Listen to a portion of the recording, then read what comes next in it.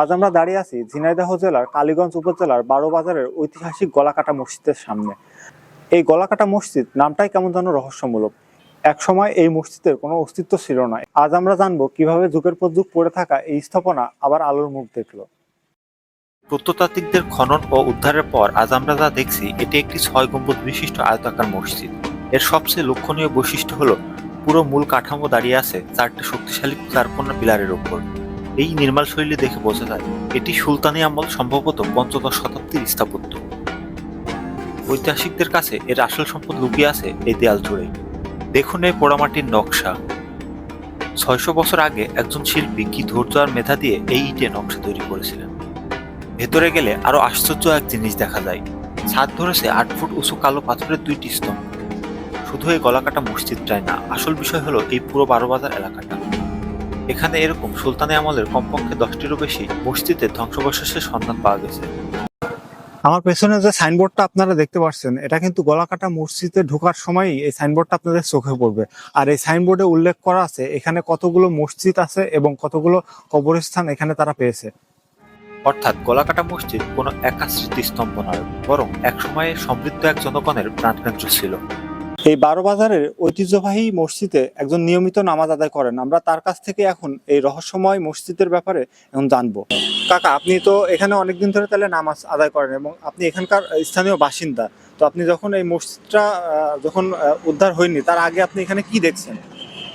তখন দেখেছি মসজিদের একটা ঢিবে, এই ঢিবের উপরে বড় বড় গাছগাছালি ছিল, বন জঙ্গল ছিল, মাটির একটা ঢিবা। মাটির একটা ঢিবা। তারপরে পথ চলতি লোক এসব জায়গায় পেশাব পায়খানা করতো। করার পরে ঢাকা জাদুঘরের লোকজন এসলো, এসে এরা দেখলো প্রতি পুকুরির গাবে একটা করে ঢিবে। ঢিবেগুলো কি? তখন এরা এই জমির মালিকদের খোঁজা শুরু করলো। খুঁজে বলল যে এই বাউন্ডারিটা সরকারি খাসে দিলি আমরা খুঁড়ে দেখবো এগুলো কি। দীর্ঘদিন পড়ে আছে, সেইভাবে দেওয়া হইলো। তখন ওরা এখানে ক্যাম্প করলো। ক্যাম্প করার পরে ওরা এই মসজিদটা খুঁড়ে শুরু করলো। অনেক জায়গায় দেখা অধিকাংশই মসজিদ, কিছু কিছু জায়গায় কবরস্থান। যখন এখানে খনন করা হয়, খনন করার সময় এই মসজিদের ভেতরে আর কি কিছু পাওয়া গেছে? মসজিদের পাশে একটা পুষ্কনীতি পাওয়া গেল, এই তরবারিটার পরে নিয়ে আসে এই জং ধরে অনেকটা নষ্ট হয়ে গেছে, সেইভাবে রাখা হয়েছে। লোকজন আসছে, দেখছে, যাচ্ছে। এই 12 জন আউলিয়া আইলো আরবের থেকে এই দেশে মানুষের হেদায়েত করার জন্য। তখন এরা 12 জন আউলিয়া এসে প্রথমে আস্তানা গাড়ি বারোবাজার থেকে এরা বিভিন্ন জায়গায় ছড়িয়ে যায়। দীর্ঘদিন ধরে মাটির তলায় নির্দিষ্ট অবস্থায় থাকার পর 1982 থেকে 83 সালে বাংলাদেশের প্রত্নতত্ত্ব অধিদপ্তর এই স্থানটি খনন করে এবং মসজিদটিকে বর্তমান রূপে সংস্কার করেন। ফলে শুধু একটি মসজিদই নয়, বাংলার এক গুরুত্বপূর্ণ যুগের ইতিহাস আমরা ফিরে পাই। এই মসজিদের মধ্যে দাঁড়িয়ে থাকলে একটা অন্যরকম অনুভূতি হয়। এই ইটগুলো আমাদের ইতিহাসের সরাসরি সাক্ষী, শুধু ধর্মীয় স্থানই নয়। এটি ছিল তখনকার মানুষের শিল্পবোধ, প্রকৌশল দক্ষতা আর সামাজিক জীবনের কেন্দ্রবিন্দু।